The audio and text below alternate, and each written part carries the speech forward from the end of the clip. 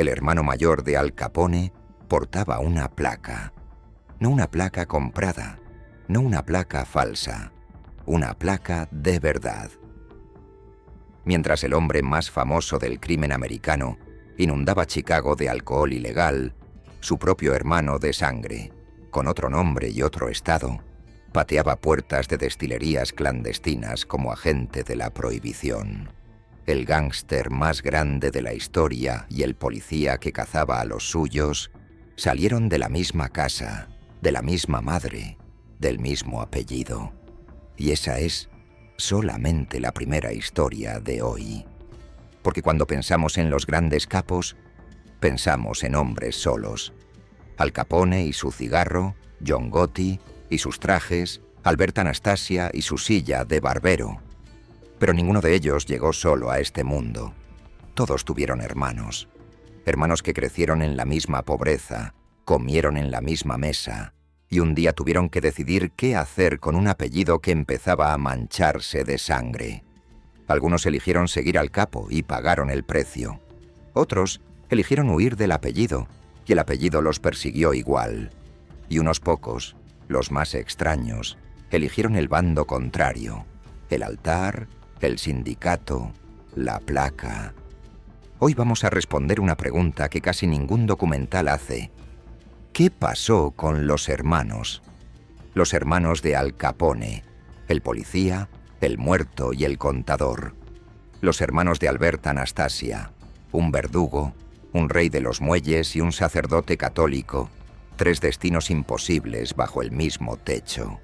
Los hermanos Gallo de Brooklyn, que le declararon la guerra a toda la mafia, siendo 3 muchachos de una sola calle, con un león encadenado en el sótano y colchones en las ventanas.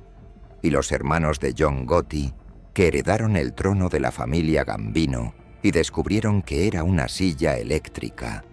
Uno pagó 29 años por su silencio, y el otro, un recolector de basura que nunca pidió una corona, murió preso a los 81 años, pidiéndole a un juez que lo dejara salir a morir en casa.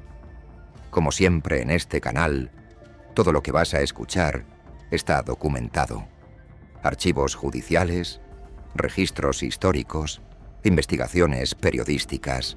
La realidad, una vez más, no necesita ficción. Quédate hasta el final, porque la historia del sacerdote y el verdugo tiene un giro que parece salido de una novela, y la del último hermano Gallo esconde la lección más inesperada de todas. A veces, el que sobrevive es el que nadie estaba mirando. Empecemos por el principio. Empecemos por la familia más famosa del crimen americano. Empecemos por los Capone.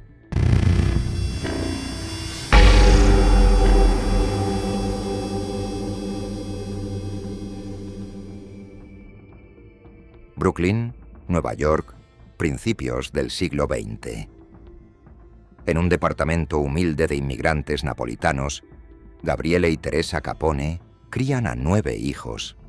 El cuarto se llama Alphonse, y el mundo entero lo conocerá como Al Capone, Scarface, el emperador criminal de Chicago.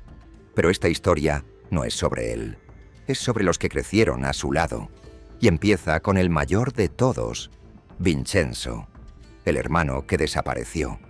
Alrededor de 1908, siendo apenas un adolescente, Vincenzo Capone se fue de casa, sin despedidas largas, sin plan conocido. Se subió a un tren hacia el oeste y se esfumó de la vida de los Capone durante décadas. La familia lo dio por perdido.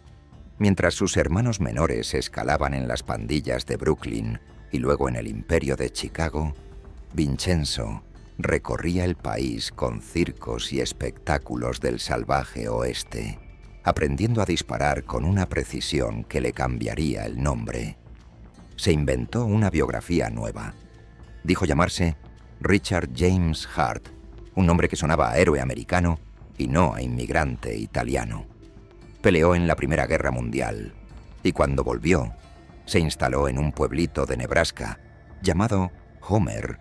Se casó con una chica local y tomó la decisión que convierte esta historia en una de las ironías más grandes del siglo XX. Se hizo agente de la ley, y no cualquier agente, agente de la prohibición. El hombre encargado de destruir destilerías clandestinas, de perseguir contrabandistas de alcohol, de hacer cumplir exactamente la ley que su hermano menor estaba convirtiendo en la mina de oro criminal más grande de la historia. La prensa local lo bautizó Two Gun Heart, el de las dos pistolas, porque llevaba un revólver en cada cadera como un sheriff de película. Se volvió una leyenda regional. Redadas espectaculares, tiroteos, cientos de operativos contra el alcohol ilegal en Nebraska y las reservas indígenas donde después trabajó como agente. Los periódicos celebraban sus capturas. Nadie, absolutamente nadie, sabía que el implacable Two Gun Heart era hermano de sangre de Al Capone. Piensa en la escena imposible. 1926. 1927. En Chicago, Al Capone gana decenas de millones de dólares al año vendiendo cerveza y whisky ilegal, y su nombre aparece en todos los periódicos del planeta. A 1000 kilómetros de ahí, su hermano mayor destroza barriles de whisky a hachazos con una placa en el pecho. El mismo apellido, la misma sangre, los dos lados exactos de la misma ley. El secreto aguantó décadas, y la carrera de Hart siguió creciendo en direcciones cada vez más increíbles. Trabajó como agente especial en reservas indígenas de las Dakotas y Nebraska, donde las comunidades lo respetaban tanto que lo apodaron con nombres honoríficos, y las crónicas locales cuentan que llegó a servir como escolta de seguridad cuando el presidente Calvin Coolidge vacacionó en la región. Léelo de nuevo, porque no hay forma de escribirlo sin que suene a invento. El hermano de Al Capone, cuidando la vida del presidente de los Estados Unidos, mientras el FBI y medio país cazaban a su hermano menor. Pero la vida de héroe de frontera tenía fecha de vencimiento. Two Gun Heart envejeció, tuvo hijos, perdió buena parte de la vista tras años de trabajo a la intemperie, y la Gran Depresión lo hundió como a millones. El hombre de las dos pistolas terminó acusado en su propio pueblo de robar latas de comida para alimentar a su familia. Y en los años 40, con el orgullo hecho pedazos, hizo lo que juró que nunca haría. Buscó a su familia. Se reencontró con sus hermanos, aceptó ayuda económica de Ralph e incluso pasó temporadas con ellos. Su propio hijo descubrió el apellido verdadero de su padre casi de adulto, cuando le presentaron a sus tíos, y uno de ellos resultó ser el gángster más famoso del planeta. El agente de la ley terminó sus días sostenido en silencio por el dinero de la familia que había pasado la vida negando. Murió en su pueblo de Nebraska en 1952, y su historia completa solo se conoció años después, cuando los historiadores desenterraron el árbol genealógico y no podían creer lo que estaban viendo. Pero mientras Vincenzo huía del apellido, otro hermano moría por él. Frank Capone era, según todos los testimonios, el más elegante y el más frío de los hermanos. Donde Al era explosivo, Frank era hielo con traje. En 1924, la organización decidió tomar el control político de Cicero, el suburbio de Chicago que sería su fortaleza. El plan: ganar las elecciones municipales a la fuerza. El día de la votación, 1 de abril de 1924, los hombres de Capone patrullaron las urnas con armas a la vista, secuestrando opositores e intimidando votantes. La respuesta llegó en forma de caravana. Decenas de policías de Chicago en autos sin identificación. Cuando el grupo llegó frente a un colegio electoral, se toparon con Frank Capone en la acera. Lo que pasó en los siguientes segundos depende de a quién le creas. La policía dijo que Frank desenfundó. Los testigos dijeron que no alcanzó ni a entender quiénes eran. Lo que nadie discute es el resultado. Los detectives lo acribillaron ahí mismo, a plena luz del día. Frank Capone murió a los 28 años, el mismo día en que su organización ganó Cícero. Ni un solo policía fue procesado. Los tribunales lo archivaron como un acto de servicio. Al le dio un funeral de emperador, el primero de los grandes funerales espectáculo del AMPA de Chicago. Más de $20,000 en flores de la época, una cifra obscena que vació las floristerías de la ciudad. Ataúd plateado, cortejo de cuadras enteras, y las cantinas de Cícero cerradas 2 horas en señal de luto, por orden del AMPA, el único cierre por respeto que ese pueblo conocería jamás. Dicen que algo se rompió en Al ese día, que el hermano explosivo enterró junto a Frank la última frontera que le quedaba, y que la guerra total que vino después, la era de las ametralladoras y las masacres de Chicago, llevaba el nombre de su hermano grabado en cada bala. Y luego estaba Ralph, el hermano que sobrevivió a todo, menos a los contadores del gobierno. Ralph Capone era el hombre de los negocios legales del imperio, embotelladoras, distribución de refrescos y soda, los frentes limpios por donde se lavaba el dinero sucio. Por eso el AMPA lo llamaba bottles, botellas. Cuando el gobierno americano entendió que jamás condenaría a los Capone por sus crímenes de sangre, cambió de arma: los libros contables.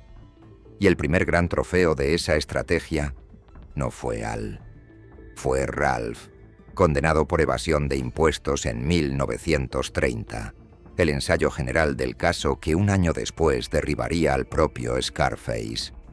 El gobierno incluso lo puso en la lista pública de enemigos número 1 de Chicago, apenas unos puestos debajo de su hermano. Ralph pagó su condena y vivió más que todos. Siguió operando en los márgenes del negocio durante años, siempre con el gobierno respirándole en la nuca, siempre esquivando la siguiente acusación. Y luego hizo lo que ningún Capone de Chicago logró: retirarse de verdad. Se instaló en Mercer, un pueblito de pescadores en los bosques de Wisconsin, donde manejó un bar y un hotelito durante décadas, cargando el apellido como una lápida amable. Los turistas iban a verlo como quien visita un museo viviente. Le pedían fotos, le preguntaban por Al, y Ralph sonreía y servía otra cerveza, ahora legal.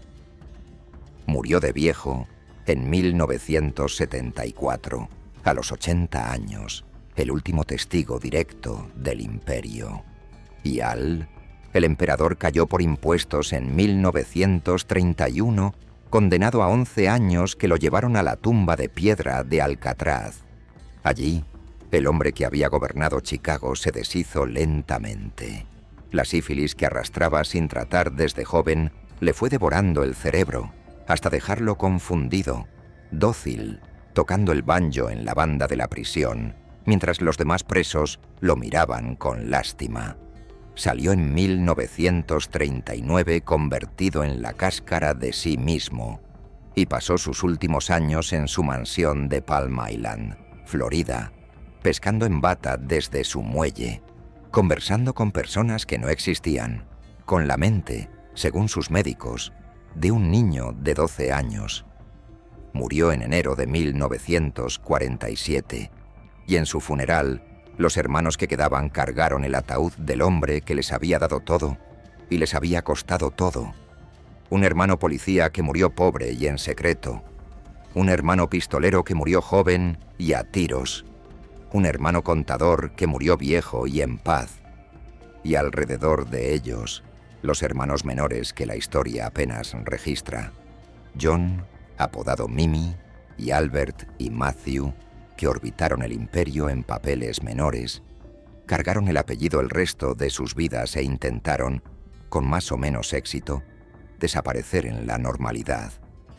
Uno de ellos llegó a cambiarse legalmente el apellido, agotado de que cada policía, cada vecino y cada periodista viera un monstruo en su acta de nacimiento. Esa es la familia Capone completa, la que las películas nunca cuentan. 9 hijos de un barbero napolitano y un solo apellido convertido en cicatriz nacional. Pero si crees que esa es la familia más extraña del crimen organizado, espera a conocer a los Anastasia, porque en esa casa, bajo el mismo techo napolitano, crecieron al mismo tiempo el asesino más temido de América y un sacerdote de la Iglesia Católica.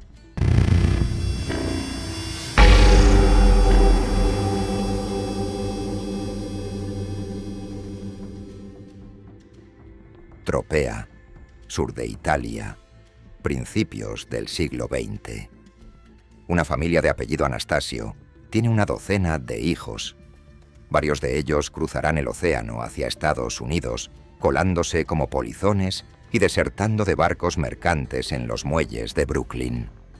De esa misma camada de hermanos saldrán 3 hombres que parecen escritos por 3 novelistas distintos. El jefe de los verdugos de la mafia americana, el amo absoluto del puerto de Nueva York y un cura católico que dedicó su vida a Dios mientras sus hermanos gobernaban el infierno. Empecemos por el que ya conoces, aunque sea de lejos. Humberto Anastasio llegó a América siendo un adolescente y se reinventó como Albert Anastasia, cambiando una letra del apellido, dicen, para que sus problemas legales no salpicaran a la familia. Su ascenso fue una escalera de cadáveres. Pistolero de los muelles, ejecutor de confianza durante la guerra castellán-marese y finalmente cofundador y jefe operativo de la organización más siniestra del crimen americano. Murder Incorporated, la empresa de asesinatos por contrato de la que ya te hablé en la historia de Abe Reles, el canario que no sabía volar. Albert era el hombre que aprobaba los contratos. La prensa lo bautizó con 2 títulos que lo dicen todo: el gran verdugo y el sombrerero loco. Se le atribuye la supervisión de cientos de ejecuciones, y su temperamento era tan volcánico que hasta los jefes de las 5 familias medían cada palabra en su presencia. Y aquí un detalle que retrata al personaje entero. Albert vivió décadas en Estados Unidos como inmigrante ilegal, un desertor de barcos sin papeles que ordenaba muertes desde Brooklyn. Su solución: cuando la Segunda Guerra Mundial estalló, el jefe de Murder Incorporated se enlistó en el ejército americano, entrenó soldados como sargento técnico en una base militar y a cambio del servicio recibió la ciudadanía americana. El mayor asesino en serie corporativo de la historia del país se legalizó sirviendo a la bandera. Cuando los papeles llegaron, volvió a su otro uniforme. Su final es una de las escenas más famosas de la historia criminal. La mañana del 25 de octubre de 1957, el gran verdugo se sentó en la silla de una barbería del Hotel Park Sheraton de Manhattan. Cerró los ojos bajo la toalla caliente y 2 hombres armados hicieron el resto. Esa historia completa, con todos sus responsables y consecuencias, ya la contamos en este canal, así que hoy no venimos a eso. Hoy venimos a lo que ningún documental cuenta, a los hermanos que quedaron mirando la silla vacía. Porque mientras Albert firmaba muertes, su hermano Anthony construía un reino paralelo, uno perfectamente legal en la superficie y perfectamente podrido por dentro. Los muelles de Brooklyn.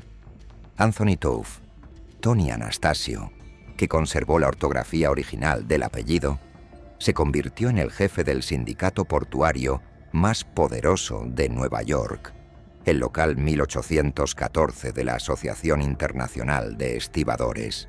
En la práctica, Tough Tony era el dueño de la puerta de entrada del comercio americano. Nada se cargaba ni se descargaba en los muelles de Brooklyn sin su bendición.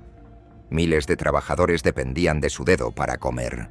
Cada mañana, en el ritual humillante del shape-up, los estibadores se amontonaban en el muelle rezando para ser elegidos, y los elegidos le debían el pan a la organización. Robos de carga, extorsiones, apuestas, contrabando. El puerto era una máquina de dinero y la máquina tenía apellido. Cuando Hollywood retrató ese mundo en la película Nido de ratas con Marlon Brando, América entera vio en pantalla el sistema que los Anastasio habían perfeccionado en la vida real. Y aquí viene el detalle hermoso de esta historia doble. Los dos hermanos se necesitaban como las dos caras de una moneda. Albert, el verdugo, le daba al sindicalista el respaldo del terror. Nadie desafiaba a Tough Tony sabiendo quién era su hermano. Y Tony, el sindicalista, le daba al verdugo una base de poder legítima, votos, músculo y millones limpios. La violencia sostenía al sindicato y el sindicato financiaba la violencia. Dos hermanos, un solo organismo. Pero había un tercer hermano, y su historia es la que nadie espera. Salvatore Anastasio eligió el único camino que sus hermanos no podían comprar ni intimidar. Se hizo sacerdote católico. El padre Salvatore sirvió en parroquias de Nueva York, mientras el apellido de su familia aparecía en las portadas junto a las palabras asesinato, extorsión y crimen organizado. Piensa en sus domingos, un hermano celebrando misa, hablando de redención y mandamientos, mientras otro hermano administraba verdugos y el tercero exprimía los muelles. La misma mesa navideña sentaba venir a un hombre de Dios, a un hombre del sindicato y al hombre de la muerte. Los archivos cuentan además que cuando Albert fue enterrado, sin funeral público de la iglesia, en una ceremonia mínima y casi clandestina, fue la familia la que rezó por el alma del gran verdugo. El sacerdote despidiendo al verdugo. No hay guionista que se atreva a tanto. ¿Y cómo terminaron? Aquí está la simetría que hace única a esta familia. Albert, el hermano de la violencia, murió por la violencia, acribillado en una silla de barbero, y su entierro fue el negativo exacto de su poder. Sin misa pública, con un puñado de personas, casi a escondidas, porque ni la iglesia ni la ciudad quisieron despedir al gran verdugo a la luz del día. Anthony sobrevivió a su hermano y a todo lo demás. A las comisiones estatales que investigaron los muelles durante los años 50 y los sentaron a declarar una y otra vez, a los titulares que los señalaban, a los fiscales que juraron quitarle el puerto y nunca pudieron del todo. Tough Tony murió en la cama, de causas naturales, en 1963, todavía siendo el rey de unos muelles que la nueva era de los contenedores ya empezaba a pagar. Su funeral fue el opuesto perfecto al de su hermano, multitudinario, con miles de estibadores despidiendo al patrón, el puerto entero rindiendo tributo al hombre que les daba o les negaba el pan. El mismo apellido enterrado dos veces, una en la vergüenza, otra en la gloria. Y el sacerdote vivió su vida de fe, lejos de los titulares, demostrando sin decirlo que del mismo árbol pueden salir la cruz y el cuchillo. 3 hermanos, 3 imperios, el de la muerte, el del trabajo y el del cielo. Y una sola pregunta que queda flotando: ¿cuánto sabía cada uno de los otros? La respuesta se la llevaron los 3 a la tumba. Ahora bien, te dije que la historia de la barbería ya estaba contada, pero hay un hilo de esa mañana, de 1957, que conecta directamente con nuestra siguiente familia, porque durante décadas, los investigadores y el propio AMPA señalaron como autores materiales de aquel golpe a un grupo muy particular de hermanos de Brooklyn. 3 muchachos de la calle President que estaban a punto de declararle la guerra a toda la mafia de Nueva York. Señoras y señores, los hermanos Gallo.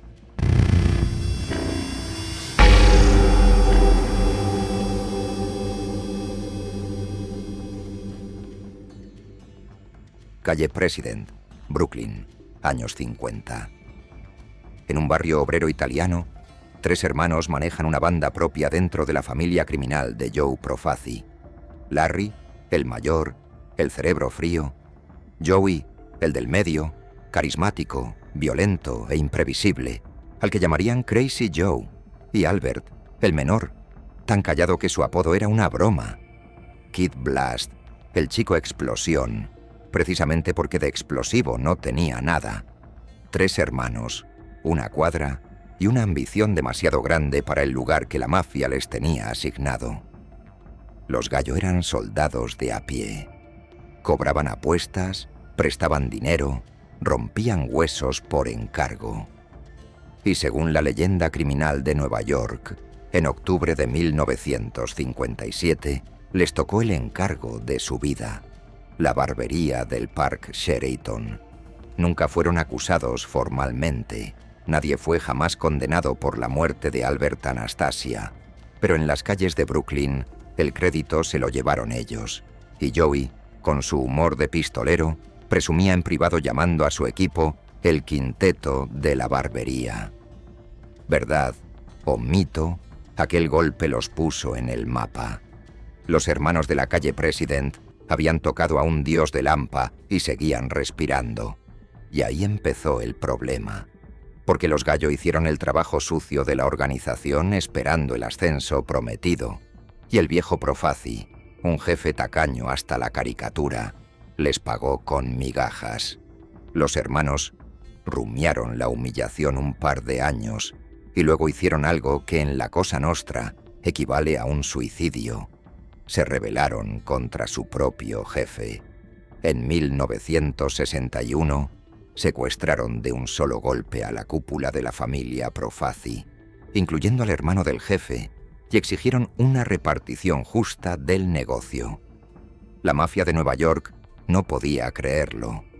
3 muchachos de una cuadra de Brooklyn, sin ejército, sin aliados, extorsionando a una de las 5 familias. Profaci negoció, prometió, liberó, y luego hizo lo que hacen los jefes viejos: esperó y traicionó.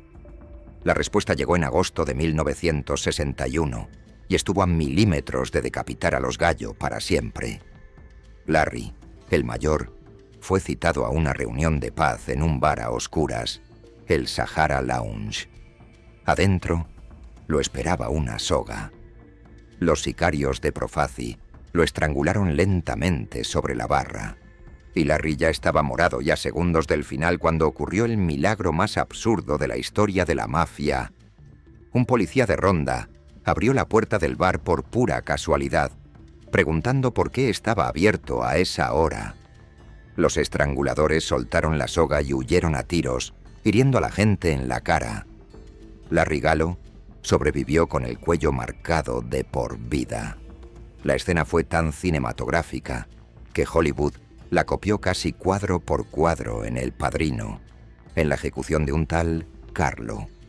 La guerra Gallo-Profaci desangró Brooklyn durante años, emboscadas, autos bomba, cuerpos en las aceras. Los Gallo, sitiados, convirtieron la calle President en un búnker de película, colchones en las ventanas para frenar balas, vigías en los tejados, provisiones para meses y un león, sí, un león de verdad, encadenado en el sótano de un edificio que Joey usaba para cobrar deudas con un método infalible. Bajaba al deudor a saludar al animal y el dinero aparecía. La prensa de Nueva York acampaba en la cuadra fascinada con aquellos rebeldes imposibles. Pero la guerra la estaban perdiendo. Eran 3 contra 300, y el dinero se les acababa más rápido que el coraje. A Joey lo salvó, irónicamente, la policía. En 1961 cayó preso por extorsión y pasó casi una década en prisión, donde hizo algo insólito para un mafioso italiano de su época. Se alió con los presos afroamericanos y tejió pactos con los nuevos reyes del crimen de Harlem. Leyó a Maquiavelo, a Camus y a los clásicos. Se volvió pintor con exposición incluida y filósofo de patio. Larry, el cerebro, no vería el final de la guerra. El cáncer se lo llevó en 1968, en la cama, con la soga de Profaci todavía tatuada en la memoria del barrio. Cuando Joey salió libre en 1971, era otra especie de criminal, un gángster celebridad. Los actores de Hollywood lo estudiaban para interpretar mafiosos. Los escritores lo invitaban a sus cenas. La élite intelectual de Manhattan se lo disputaba como trofeo exótico. El pistolero que citaba filósofos franceses. Y al mismo tiempo, según toda la inteligencia policial, seguía moviendo las piezas de su vieja guerra, ahora contra el sucesor de Profaci, Joe Colombo. Cuando Colombo cayó baleado en pleno acto público en 1971, frente a miles de personas en una manifestación italoamericana, todas las miradas del AMPA apuntaron a un solo hombre, Crazy Joe, y el AMPA no perdona 2 veces. La madrugada del 7 de abril de 1972, Joey Gallo celebraba su cumpleaños número 43 en Umberto's Clam House, un restaurante de la pequeña Italia, a donde había llegado después de una noche de teatro y copas con sus amigos famosos, acompañado de su esposa reciente, su hijastra y su guardaespaldas. Un pistolero entró por la puerta lateral y abrió fuego sobre la mesa. Joey, herido, volteó la mesa para cubrir a las mujeres. Respondió a la balacera su guardaespaldas, y el propio Joey salió tambaleándose hasta la calle, donde se desplomó junto a su auto, muerto sobre el pavimento de la misma Little Italy que lo había visto nacer como pistolero. La foto de la escena, con las sillas volcadas y los platos de mariscos a medio comer, es una de las imágenes eternas de la mafia americana. Su funeral en Brooklyn mezcló como nunca sus 2 mundos. Pistoleros de la calle President llorando junto a celebridades de Manhattan, y su hermana gritando sobre el ataúd que las calles se iban a teñir de rojo. Bob Dylan le compuso una canción. La mafia le compuso un silencio. ¿Y el tercer hermano? Aquí está la lección escondida de los Gallo. Albert Kid Blast, el callado, el que nunca buscó titulares ni guerras propias, el eterno segundo plano de sus hermanos ruidosos, sobrevivió a todo. A la guerra Profaci, a la guerra Colombo, a la muerte de Larry, a la masacre de Humbertos, e incluso a la tentación de la venganza inmediata que todos esperaban esa primavera del 72. Heredó lo que quedaba de la banda de la calle President. La mantuvo décadas con un perfil tan bajo que los propios cronistas de la mafia lo perdían de vista por años. Cerró las paces cuando había que cerrarlas y envejeció libre hasta convertirse en uno de los últimos supervivientes vivientes de aquella era, algo que ni Larry ni Joey ni la mitad de Brooklyn logró. En el mundo de los hermanos de los capos, el estruendo mata y el silencio jubila. 3 hermanos contra toda la mafia. El estratega murió en la cama por milagro y enfermedad. El showman murió sobre el asfalto por exceso de luz. Y el invisible ganó por abandono. Guárdate esa fórmula, porque en la última familia de hoy se repite al revés. 2 hermanos que quisieron heredar la luz del más famoso de todos, y la luz los quemó vivos. Vamos a Queens. Vamos con los Gotti.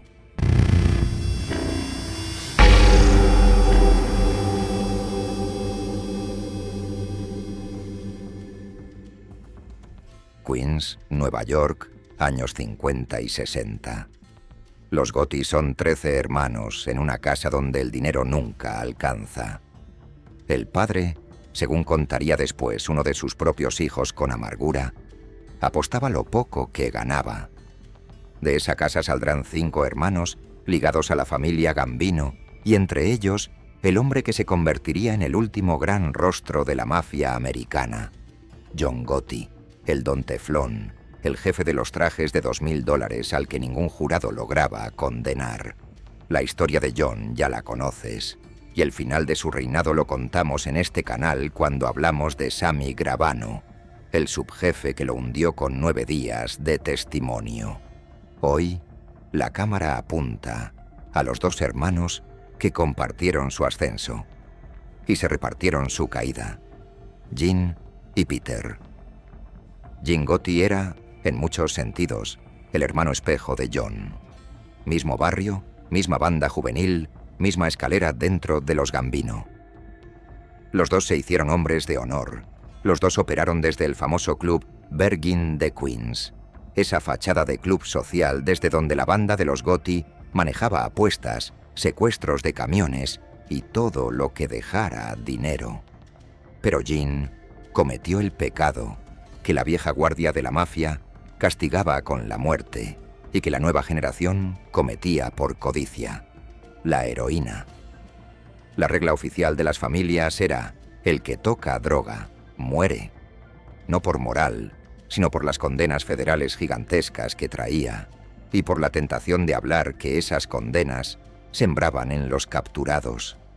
Gene y su socio Angelo Ruggiero la tocaron igual, porque los márgenes eran irresistibles, y lo hicieron con tan mala suerte que el FBI tenía micrófonos en la cocina de Ruggiero, grabando el negocio entero. De hecho, los historiadores del crimen coinciden en que esas cintas de heroína fueron la mecha de todo lo demás. El jefe Paul Castellano exigió escucharlas. La banda de los Gotti supo que esas cintas eran su sentencia de muerte. Y la solución de John fue adelantarse y ejecutar a Castellano frente al restaurante Sparks. El imperio de John Gotti nació, literalmente, de la heroína de su hermano, Gene. La justicia tardó, pero no por falta de intentos. A Gene lo sentaron en el banquillo una y otra vez, y los juicios se caían de maneras sospechosamente convenientes.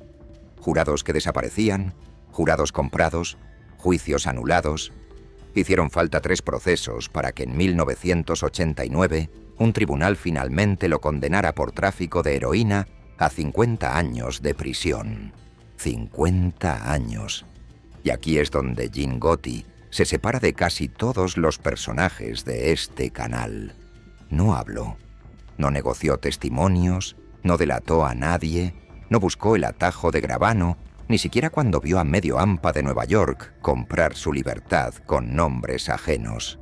Se tragó la condena entera con el código viejo entre los dientes y pagó 29 años seguidos en prisiones federales, viendo desde adentro, en las noticias de la televisión del penal, cómo su hermano John se coronaba, cómo Gravano lo traicionaba, cómo John moría, cómo el imperio entero se deshacía en juicios. Cuando salió, en septiembre de 2018, tenía más de 70 años y el mundo que conocía había desaparecido. Su hermano John llevaba 16 años muerto. La familia Gambino era una sombra administrada por hombres que él no conocía, y la mafia que él había jurado proteger con su silencio ya casi no existía. Los reporteros lo esperaron a la salida como a una celebridad arqueológica. Gene Gotti volvió a Long Island convertido en una reliquia viviente. El último hermano del último don, libre demasiado tarde para disfrutarlo, y con una pregunta flotando sobre su casa que ningún fiscal ha respondido en público. ¿Volvió el viejo soldado al negocio familiar o simplemente se sentó a envejecer? Su silencio, como siempre, es total. Y luego está Peter, la historia más triste de todas, porque Peter Gotti ni siquiera quería esto. Peter era el hermano trabajador. Pasó años como empleado del Departamento de Sanidad, recogiendo basura en los camiones de Nueva York, con una pensión y una vida ordinaria por delante. Pero en las familias de la mafia, el apellido es un imán, y el trono de un hermano famoso es una tentación que pocos resisten. Cuando John cayó preso a perpetuidad en 1992, y su hijo John Jr. también terminó procesado, la familia Gambino necesitaba un Gotti en la silla, aunque fuera por el puro peso simbólico del apellido. Y ahí estaba Peter, el hermano disponible. A finales de los 90, el ex recolector de basura fue escalando hasta convertirse, según los fiscales, en el jefe en funciones de la familia Gambino. Era el trabajo equivocado en el momento equivocado. La era dorada había muerto. Los micrófonos del FBI estaban en todas partes. Los soplones se multiplicaban y el apellido Gotti, lejos de ser un escudo, era un imán para los fiscales federales. La redada que lo cazó en 2002 fue un mensaje en sí misma. El gobierno arrestó de un solo golpe a la cúpula entera, y entre los detenidos cayó también otro hermano, Richard Gotti, capo de la familia, condenado junto a su propio hijo en la misma causa. 3 generaciones de Gotti procesadas en simultáneo. A Peter lo condenaron 2 veces en cascada, por extorsión y lavado en las viejas rentas del puerto y la industria de la basura, herencia directa de los muelles que alguna vez gobernaron hombres como Tufton y Anastasio, y en un segundo juicio por algo mucho más cinematográfico, la conspiración para asesinar a Sammy Gravano, el traidor que había hundido a su hermano.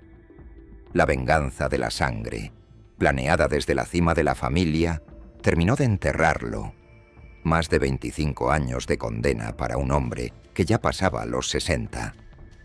Peter Gotti envejeció en prisiones federales viendo morir todo lo que llevaba su apellido. John murió de cáncer de garganta en una celda hospital en 2002, sin libertad y sin trono. Peter pidió su liberación anticipada en la pandemia, alegando su salud destruida, escribiendo al juez que ya no quería nada con aquella vida. La respuesta fue no. Murió en febrero de 2021, a los 81 años, en una prisión federal de Carolina del Norte. El recolector de basura que aceptó una corona y descubrió que estaba hecha de plomo. Mira la aritmética final de los Gotti, porque es demoledora. John, el rey, muerto en prisión. Peter, el heredero accidental, muerto en prisión. Jean, el leal, 29 años preso. John Jr., el hijo, procesado una y otra vez hasta declararse fuera del juego. Una sola casa de Queens, y el Estado americano cobrándole la cuenta a cada apellido Gotti que encontró. El trono de la familia Gambino no fue una herencia, fue una sentencia con turnos.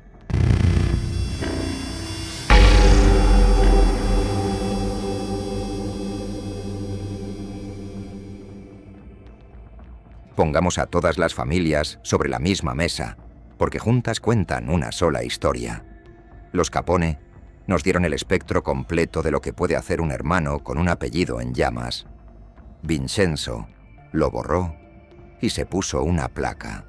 Frank lo defendió y murió a los 28. Ralph lo administró y envejeció en paz. Y Al lo hizo inmortal al precio de morir con la mente deshecha. 4 respuestas a la misma pregunta, y ninguna gratis. Los Anastasia demostraron que la sangre no dicta el destino, pero tampoco te suelta. El verdugo murió a tiros, el rey de los muelles murió en la cama, y el sacerdote rezó por los 2. 3 imperios bajo un techo, y al final, un solo apellido cargando con todo. Los gallos nos dejaron la fórmula más cruel. En la guerra de los hermanos, el estratega necesitó un milagro para no morir estrangulado. El carismático terminó desangrado junto a su mesa de cumpleaños. Y el silencioso, el que nadie miraba, fue el único que envejeció libre. El ruido cobra intereses. El silencio, a veces, es el único plan de retiro del hampa. Y los Gotti cerraron el ciclo con la lección moderna. En la era del FBI y los micrófonos, heredar el trono de un hermano famoso ya no es un ascenso, es una condena con lista de espera. Jean cayó y pagó 29 años. Peter aceptó y murió preso. El apellido más brillante de la mafia se convirtió en su lápida más pesada. Al final, todas estas historias responden la misma pregunta con la misma palabra. ¿Qué recibe el hermano de un capo? Una herencia que nadie puede rechazar del todo. Ni el que huye a Nebraska con otro nombre, ni el que se pone una sotana, ni el que se queda callado en su cuadra de Brooklyn, ni el que recoge basura en Queens. El imperio pasa, el apellido queda, y el apellido, en este mundo, siempre cobra. Y si te queda alguna duda de que esa herencia sigue viva, mira el presente. Los descendientes de Tugan Hart llevan décadas contando en libros y entrevistas la doble vida del abuelo policía. El bar de Ralph en Wisconsin sigue apareciendo en las rutas turísticas del país de Capone. En Humberto's Clam House, los turistas todavía piden la mesa de Joey Gallo, que el restaurante ni confirma ni niega. Y cada documental sobre los Gotti vuelve a golpear la puerta de los que quedan. Un siglo después de aquel departamento de Brooklyn donde Teresa Capone criaba a sus 9 hijos, los apellidos de esta historia siguen facturando, doliendo y persiguiendo. Los capos mueren. Los hermanos cargan el ataúd. Y el apellido entierra a todos, siempre al final, siempre cobrando la última cuota. Si esta historia te atrapó, tienes toda una serie esperándote en el canal.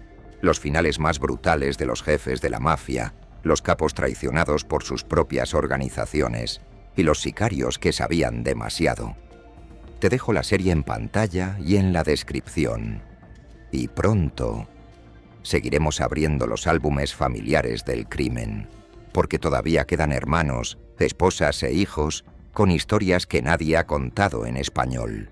Suscríbete a Pioneros y Leyendas, activa la campana y cuéntame en los comentarios, de todos los hermanos de hoy, ¿cuál te parece más increíble? ¿El policía Capone, el sacerdote Anastasia o el gallo silencioso que enterró a todos? Y la pregunta personal, si tu hermano fuera el capo, ¿tú qué habrías sido? ¿Su soldado, su contador, su cura o su fugitivo? Nos vemos en la próxima historia.